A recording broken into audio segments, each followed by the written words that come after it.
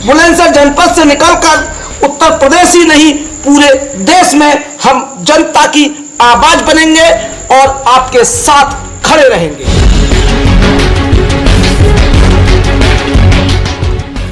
तो मैं हूं आपके सामने भानु प्रताप सिंह और आप देख रहे हैं आपकी खबर। तो आज हम सिंघू बॉर्डर से जो किसानों के बड़े नेता माने जाते हैं राकेश टिकैत, उनकी एक बात और उनका एक भाषण हम आपको सुनवा रहे हैं आपके अपने चैनल आपकी खबर पर। सम्मानित मंच, सभी किसानों, पहले बोलने से पहले वाहेगुरु का एक बार नाम ले लेते हैं। वाहेगुरु जी का खालसा, वाहेगुरु जी की फतेह। आप सबका धन्यवाद, इस मोर्चे का धन्यवाद, संयुक्त मोर्चे का धन्यवाद। जितनी भी जत्थेबंदी हैं जो अलग अलग प्लेटफार्म पे अलग अलग झंडे लेके काम करती थी देश में, उन सबकी आस्था एक जगह आई और यहाँ की लड़ाई जो है अब वो इकट्ठी लड़ी जाएगी। अकेले अकेले तो दिक्कत होगी। टिकैत साहब हमेशा कहते थे कि जिस दिन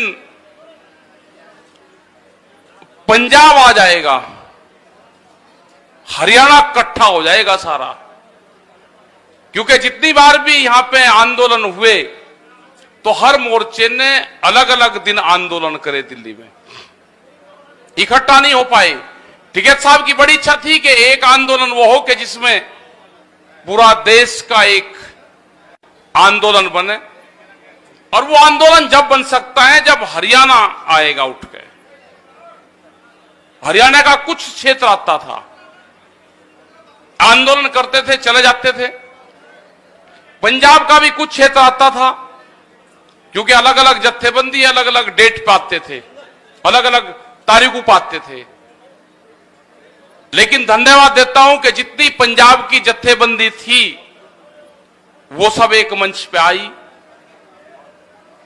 वे जुड़े और उनके जुड़ने से हरियाणा जुड़ा, उत्तर प्रदेश जुड़ा, राजस्थान जहां पे कभी मोर्चा लगता ही नहीं था, मोर्चे कमजोर रहते थे हमेशा, वो 8 नंबर हाईवे कभी घिरा नहीं।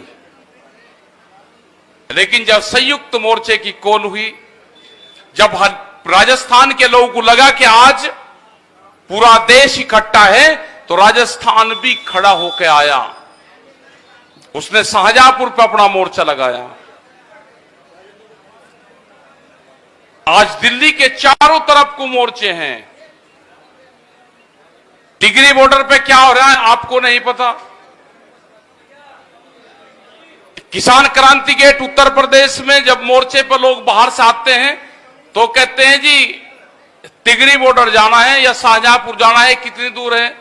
मैं कहा भाई शाहजहांपुर वाला 200 किलोमीटर है यहां से। अब जी 200 किलोमीटर दूर मोर्चा लग रहा। जब दिल्ली के चारों तरफ मोर्चों की दूरी 200 किलोमीटर तक है, तो ये जो सरकारें कहती है, इनके अधिकारी कहते हैं, पत्रकार कहते हैं जी कुछ नहीं जी अब तो चले गए जी, अब तो है नहीं जी, मका आप ऐसे ही करते रहो, थोड़ी सी गर्मी कम हुई तुम्हारा इलाज हुआ। क्योंकि जो दवाई देनी पड़ेगी इनको, वो दवाई इनको सर्दी में दी जाएगी। इनका दिमागी बुखार है, इनके गर्मी है, इनके वो ठंड में दी जाएगी दवाई। आएंगे ये लाइन पे आएंगे, आज नहीं तो कल आएंगे, आना जरूर पड़ेगा। क्योंकि वो ड्रॉप है ना, ड्रॉप ये दूसरों को पिला रहे हैं ना, अभी इनको भी पीनी पड़ेगी, देने पड़ेंगे। 2-3 ड्रॉप देने पड़ेगी अभी इनको, और 3 ड्रॉप में इनको आराम मिलेगा बहुत। एक पंजाब ने तो दे दी अभी से ही, उसको तो मान कर चलो कि उससे आराम मिलेगा इनको। कोई कैंडिडेट नहीं पाएगा पर्चा भरने वाला पंजाब में, कैंडिडेट नहीं पाना इनके पास में। उत्तराखंड उत्तर प्रदेश में भी यही हाल होगा। गांव के लोग तलाश कर रहे हैं इनकी, गांव के वे कह रहे भाई आ तो जाओ, क्योंकि जो नंगा नाच जिला पंचायत के चुनाव में हुआ संविधान की धज्जियां उड़ी, संविधान के पर्चे फाड़े गए। यह हुआ उत्तर प्रदेश के चुनाव में। जिला पंचायत के जो अध्यक्ष हैं बागपत के, वो यहीं आए होंगे, यहां पे कहीं हो तो एक बार मंच पर जरूर आ जाएं। वो 200 किलोमीटर दूर बागपत से एक फर्जी महिला खड़ी करके और कहा जी पर्चा वापसी ले लिया। उसने भरतपुर से भी आगे से कॉल करी कि मैं 300 किलोमीटर दूर हूं, मैं लाइव हूं यहां पे 300 किलोमीटर दूर, मैंने कोई पर्चा वापसी नहीं लिया। तो ये हालात उत्तर प्रदेश में हुई। 3050 सीटों में से इनको अगर ओरिजिनल सीट इनकी थी तो वे 500 सीटों से भी कम इनको मिली है। अगर 3000 सीटों में से 500 लगा को मिली तो कितनी वोट मिली होगी आप अंदाजा लगा लो। लेकिन जब इनके अध्यक्ष बने, पूरा पुलिस फोर्स, एसएसपी, डीएम सबने कैंडिडेट को उठाया, अपहरण करके उनकी वोट ली, उनके स्कूल तोड़ दिए गए, उनके घर तोड़ दिए गए। कहा कि वोट चाहिए नहीं तो बर्बाद होंगे। तो यह हालात हुई। जनता देख रही, जब डायरेक्ट चुनाव होगा जनता ने को देखेगी। संयुक्त मोर्चे ने जो फैसला करा है उस फैसले पे उत्तर प्रदेश, उत्तराखंड खरा उतरेगा। जाएंगे गांव गांव में। संयुक्त मोर्चा कोई कमजोर संगठन नहीं है। संयुक्त मोर्चे के 40 लीडर हैं। जब 40 लीडर उत्तर प्रदेश और उत्तराखंड की जमीन पर जाएंगे तो कितनी सभाएं होंगी, कितनी बात होंगी, बताएंगे हम जाके वहां पे। हम आज भी कहते हैं कि बिजली का रेट आप हरियाणा के बराबर कर दो। हरियाणा में 35 रुपए हाउस पावर है, उन्हीं की सरकार है। उत्तर प्रदेश में 175 रुपए हाउस पावर बिजली का रेट। पंजाब में फ्री 15, और 15 होकर भी उनको बैठने नहीं दे रहा हरियाणा। उनके मंत्री को जमीन पे नहीं बैठने देता। 15 का रेट करते, अगर इनका 175 का रेट हो जाए तो ये क्या हाल करेंगे इनका। इनका इलाज होना जरूरी है सबका, पूरे देश से। ये लुटेरे हैं, इनको देश से भगाना पड़ेगा, भगाना। सत श्री अकाल जी। कल भी एक मेंबर होगा यहां पे जो प्रमुख बनते हैं, वो इंडिपेंडेंट चुने गए 3 लोग। उनको जो उनका सर्टिफिकेट था वो नहीं दिया, 2 को दे दिया। जिसने बीजेपी का ये ओढ़ लिया उसको दे दिया। उसने नहीं ओढ़ा, उसने भारतीय किसान यूनियन में आस्था जताई कि मैं भारतीय किसान यूनियन का हूं, था और रहेगा। उसको नहीं दिया। कह लगा ये जो पटका है ना, ये बीजेपी का ओढ़ना पड़ेगा, आ जा। उसने कहा कि नहीं आऊंगा। हमारी जब बात हुई, हमने कहा या तो दे दो भाई, नहीं तो फौज आने लग रही। बागपत कलेक्ट्रेट पे कोई आई तो रात ही बुला के इसको कह दिया भाई सुबह ही ले जाना। दे दिया उसको। पर्चे नहीं देते, जितने हैं को कार्ड नहीं देते। तो इनका इलाज होगा। इनका ये जब गांव में जाएंगे तो इनका इलाज होना जरूरी है। उत्तर प्रदेश में, उत्तराखंड में चुनाव आएंगे तो पूरा चुनाव में जो संयुक्त मोर्चे की गाइडलाइंस होगी, उत्तर प्रदेश का किसान, वहां का मजदूर, वहां का व्यापारी, वहां का दुकानदार, महिलाएं, इनको कोई वोट नहीं दे रहा। हम गांव गांव में जाएंगे। गन्ने का करीब 10,000 करोड़ रुपया से ज्यादा उत्तर प्रदेश का बकाया है और पूरे देश का 22,000 करोड़ रुपया गन्ने का बकाया है। यही हाल आलू के किसान का है, यही हाल धान के किसान का है। जो कहते हैं ना कि एमएसपी पे खरीद होगी, एमएसपी थी, है और रहेगी। कल एक टीवी चैनल पे इनका एक बीजेपी का बड़ा नेता उस पे था। हमने कहा भाई एयरपोर्ट, जो जेवर एयरपोर्ट है, कितनी दूर है? उसने कहा जी दिल्ली से 50 किलोमीटर दूर। तो दिल्ली से 50 किलोमीटर दूर मूंग पे एक आंदोलन चल रहा है। मूंग उसका रेट है 7,500 रुपए क्विंटल एमएसपी, और वहां पे उसकी खरीद हो रही है 4,000 रुपए 500, 4,500 रुपए क्विंटल, 3,000 रुपए का नुकसान है। हमने कहा भाई दिल्ली कहां पे बिकेगा वो बता दो हमें जरा, हम उसको दिल्ली ले आते हैं, 50 किलोमीटर दूर तो ट्रैक्टर चला कर आ जाएगा, उसकी जगह बता दो। गायब हो गया, वहां से बोला नहीं। तो यही हाल धान का है, जो ये कहते हैं ना कि पंजाब में सारी खरीद होती है, हरियाणा में खरीद होती है। हरियाणा में खरीद नहीं होती, बिहार से 800 रुपया क्विंटल में धान की खरीद होती है, आपके नाम से वो पंजाब में बिकता है, एमएसपी पे बिकता है। जो व्यापारी हैं, जो बड़े व्यापारी हैं, वे उसको खरीद के जाते हैं, वहां पे सब साठगांठ है इनकी। आज भी गेहूं का रेट 1200 से 1400 रुपया क्विंटल है, वहां से खरीद हो रही है और उसको एमएसपी में बेचा जाता है। जब ही तो कहते हैं कि इतनी खरीद कर दी, कोई खरीद नहीं हो रही। ये इसीलिए एमएसपी पे कानून बनाना नहीं चाहते। जिस दिन एमएसपी पे कानून बन जाएगा, उस दिन बिहार के किसान को और बंगाल के किसान को भी लाभ होगा।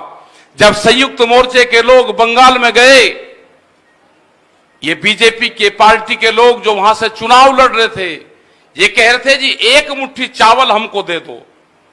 हमने उनको कहा कि एक मुट्ठी चावल के साथ में आपकी वोट भी मांग रहे हैं। ये दिल्ली के लोग आए, चमचमाती कोठियों में रहते हैं, आप इनसे कहो कि एमएसपी भी इसकी दे दो साथ साथ, तो ये गायब हो गए वहां से सारे। और जब भी वहां पे खेला हुआ, ये कहते हैं जी ममता बनर्जी से मिले। ममता बनर्जी से नहीं मिले हम मिले वहां की बंगाल की मुख्यमंत्री से। जैसे केंद्र सरकार में इनके मंत्रियों से मिलते हैं, तो हम कोई बीजेपी के लीडर से मिलते हैं क्या? जो नरेंद्र सिंह तोमर हैं, ये बीजेपी के आदमी हैं? ये भारत सरकार के मंत्री हैं। आप इनसे कहो ना किसी से कि हम बीजेपी के मंत्री हैं, ये यही कहेंगे ना, ये भारत सरकार के मंत्री हैं। हम इनसे इसलिए मिलते हैं। ये आंदोलन 8 महीने हो गए, जिस तरह से हमारी माताएं बहनें, हमारे बुजुर्गवार, हमारे नौजवान बच्चे इस तपती हुई धूप में तपते हैं, बरसात में यहां पे क्या उनका हालात होता है, कड़कती हुई सर्दी में यहां पर रहे। जिस तरह से जानवर जो बंधा हुआ है, हमारा जो ये निहंग हमारे संत हैं, जिस तरह से अपने जानवर, अपने घोड़े को यहां पे बांध के तपती हुई टींड के नीचे ये यहां पर रहते हैं। और फिर इनको कहते हैं जिनको गुस्सा आता है, इनका जब जानवर तपता है तो गुस्सा आता है, इनका गुस्सा जायज है। ये गुस्सा उतरेगा आपके ऊपर, जब भी आप मिलोगे आपके ऊपर गुस्सा उतरेगा इनका। इस किसान का गुस्सा उतरेगा, वोट के माध्यम से उतरेगा, आंदोलन के माध्यम से उतरेगा। हम संघर्ष नहीं करना चाहते, हम आंदोलनकारी हैं, हम आंदोलन करेंगे। जो किसान 8 महीने तक आंदोलन पे दिल्ली की जमीन पे बैठ सकता है, आप उसको चाहते हैं कि ये उठकर चला जाएगा? ये गलतफहमी है आपकी। ये किसान ना उठकर जाएगा जब तक इसके कानून वापसी नहीं होंगे। एमएसपी पे गारंटी कानून नहीं बनेगा, वहां पे कमेटी नहीं बनेगा, ये किसान यहां से जाने वाला है नहीं। सोनिया, सत श्री अकाल जी। ये लड़ाई लड़ी जाएगी। ये दिल्ली फिर कान खोल के सुन ले, ये 4 लाख ट्रैक्टर भी हमारे थे और 25 लाख आदमी भी हमारे हैं। ये 26 तारीख की जांच, कोई देश में एजेंसी है कि 26 तारीख के कांड की जांच करवा दी जाए? ये फंसेंगे, ये जेल जाएंगे। हमने कहा कि देश में कोई एजेंसी नहीं है कि उसकी जांच कर दे। इनके खिलाफ कोई बोलने वाला नहीं है। इन्होंने पूरे संसाधनों पे कब्जा किया है। अगर देश में बीजेपी की सरकार होती, अगर देश में कांग्रेस की होती, अगर देश में किसी पार्टी की सरकार होती तो वह जरूर बात करती। इस देश में सरकार है मोदी सरकार, मोदी को चलाती हैं बड़ी बड़ी कंपनियां। ये बीजेपी वाले कहां गफलत में हैं? इनकी पार्टी गई। जिन लोगों ने इस पार्टी को बनाया था वे तो अपने हाउस में कैद हैं, उनकी बोलने की हिम्मत नहीं। वे मकान के दिल्ली की चमचमाती कोठियों में वे बंद कर रखे हैं अपने नेता। ये बीजेपी के जो बोलते हैं ना, यान के कहते हैं कि हमारी बात, अपने नेताओं को छुटाओ और उसके बाद में बात करो। तुम्हारे नेता दिल्ली की काल कोठरियों में कैद हैं, आप उनको छुटाने का काम करो। अडानी ने जिसने पार्टी बनाई उसको राष्ट्रपति बनना था, कह लेगा अच्छा ये बुढ़ा राष्ट्रपति बनेगा, एक मुकदमा लगा दिया, घर में कैद कर दिया, बोलने की हिम्मत नहीं है। जो अपने नेताओं को कैद कर सकता है वो किसानों को भी कैद करेगा। ये देख कर रहना, इनसे बच कर रहना। जो निखर वाले थे ना, इनको पेंट मिली है, अब इनका प्रमोशन हुआ है, तलाश उनकी करना है। जो विचारधारा इनकी गांवों में चली गई, ये बहुत खतरनाक लोग हैं। उन्होंने एक बोर्ड बनाया है अभी, नारियल बोर्ड, उसमें कहा कि प्राइवेट आदमी आएगा ना, प्राइवेट आदमी नहीं आएगा, संघ का आदमी आएगा, जिसने उसका 40 दिन का कोर्स कर रखा होगा, जिसने 8 दिन का कोर्स कर रखा होगा, वे लोग वहां पाएंगे। अभी 400 IAS की भर्ती होनी है बगैर एग्जाम के। मेरा देश का नौजवान कहां जाएगा? ये नौजवान कहां जाएगा? नई भर्ती होगी जिसकी उम्र 40 साल से 60 साल तक, 70 साल तक होगी। नहीं परमिशन कर रहे हैं, उनको IAS बनाया जा रहा है, सीनियर IAS अधिकारी बनेंगे वे। आप पटेंगे वक्कल, चिंता ना करें। तो यह होगा देश में, सब संसाधनों पे कब्जा होगा, इन लुटेरों को भगाना पड़ेगा। ये देश का आखिरी लुटेरों का बादशाह साबित होगा। ये जाएगा, यहां से भागेगा, ये इसको पकड़ना पड़ेगा, इसकी पूंछड़ पाड़ के जब इसको गुजरात भेजना पड़ेगा। ऐसे नहीं भेजना, लांडा करके भेजेंगे, वैसे नहीं भेजना। ये आएगा काबू, भागेगा, ये भागते हुए पे पकड़ना पड़ेगा, भागेगा। लुटेरे आगे देश में, लुटेरे। और ये जो क्षेत्र है ना, इसने गलत छेड़खानी कर दी। ये दिल्ली के 300 किलोमीटर का जो क्षेत्र है, 400 का, ये बेहद खतरनाक है। इसने मुगलों के साथ में लड़ाइयां लड़ी, इसने आजादी की लड़ाई लड़ी। ये खाप पंचायत के लोग वही तो हैं, ये वही हैं जहां ये नाहरी गांव, आपके इस मोर्चे के 10-15 किलोमीटर दूर नाहरी गांव है, जहां पे गुरु गोविंद सिंह जब नांदेड़ गए तो इसी नाहरी गांव में सबसे पहले गए थे, जब जाते हुए गए। शायद श्री अकाल जी, इन्होंने ज्ञान नहीं हिस्ट्री नहीं पढ़ी। गुरु गोविंद सिंह जब पंजाब से गए, जब उनका परिवार खत्म हो गया, तो वे नाहरी गांव के खाप पंचायत के लोगों से मिलकर गए। यहां के लोगों को न बताया कि मैं जा रहा, मेरा परिवार तो नहीं रहा, मैं किसी को आपके पास में भेजूंगा, उसकी मदद करना। बंदे बहादुर जी यहां पे आए, इस नाहरी गांव में आए। वे 3 महीने नाहरी गांव में रहे, मुजफ्फरनगर की खाप पंचायत में रहे, सोरम में गए, और यहां से खाप पंचायत के लोग इकट्ठे हुए। 4700 लोग खाप पंचायत के बंदे बहादुर के साथ में यहां से गए, और जो सरहद फतेह करी, वो खाप पंचायत का बड़ा रोल उसमें था। वो सरहद फतेह करी तो यहां से 4700 लोग गए थे, यहां से उत्तर प्रदेश, हरियाणा से। और जब सरहद फतेह हुई थी, उसके बाद में वहां से सब लोग जुड़े। सरहद फतेह जब हुई, जब यहां से लोग गए, आप लोग सब जुड़े, तो गुरुओं का संबंध खाप पंचायत से रहा है। गुरुओं का संबंध हमारे से रहा है। ये हम गुरु परंपरा को मानने वाले लोग हैं। इन्होंने छेड़खानी करी है। 72वां गणतंत्र दिवस था, आप ध्यान से सुन लो। 72वां गणतंत्र दिवस था, उसका अंक होता है 9, और 9 अंक है गुरु का। इन्होंने गुरु के शिष्यों से छेड़खानी करी, गुरु को ललकारने की कोशिश करी। ये बर्बाद होंगे, बचने के नहीं, ये ध्यान रख लेना। इन्होंने गुरु को छेड़ने की कोशिश करी, ये बचेंगे नहीं, ये जाएंगे। 9 के अंक को छेड़ा है, 9 का अंक है गुरु का। आप चिंता नहीं करना, ये सब गुरु परंपरा को मानने वाले लोग हैं, सारे कड़ाधारी हैं, कड़ाधारी।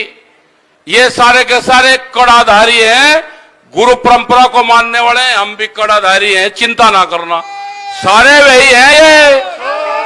ये इनका नाश नजदीक आ गया, ये घिर गया, अब इनको घेरना है चारों तरफ से प्लांट है।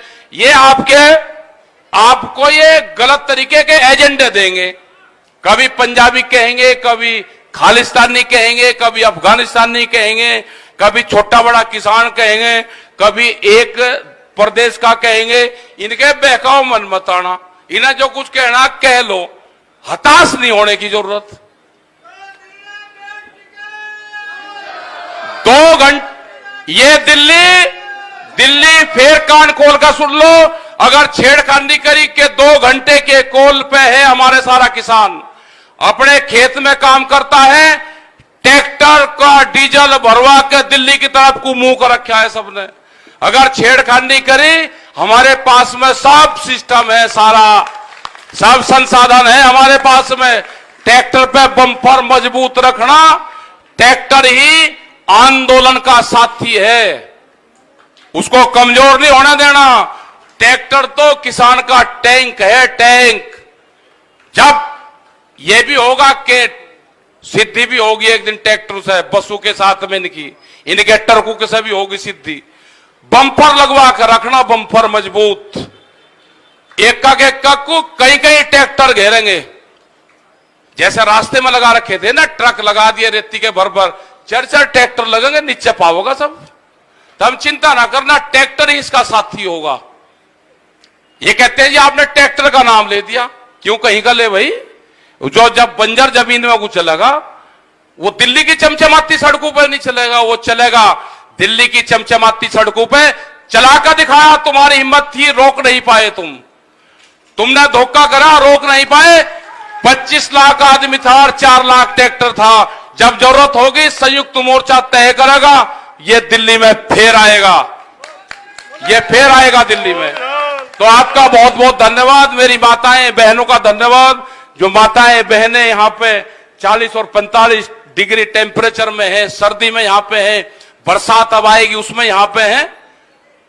तो ये सरकारों को सोचना चाहिए कि तुम्हारा इलाज तो यही तो करेंगे, जितना तरसाओगे उतना ही इलाज करेंगे। तो धन्यवाद, जय हिंद, जय भारत, वाहेगुरु जी का खालसा, वाहेगुरु जी की फतेह, सत श्री अकाल। आओ जी। अगर आप हमें YouTube पर देख रहे हैं तो हमारे चैनल को सब्सक्राइब करें, और अगर आप हमें Facebook पर देख रहे हैं तो हमारे इस चैनल को और हमें फॉलो करें, ताकि जब भी हम कोई इस तरह की स्पेशल रिपोर्ट या कोई खबर आपके लिए लेकर आए तो आपके हाथ में जो एंड्रॉयड मोबाइल है उस तक तुरंत पहुंच जाए। इसलिए आप बने रहे हमारे साथ और देखते रहें आपका अपना चैनल आपकी खबर।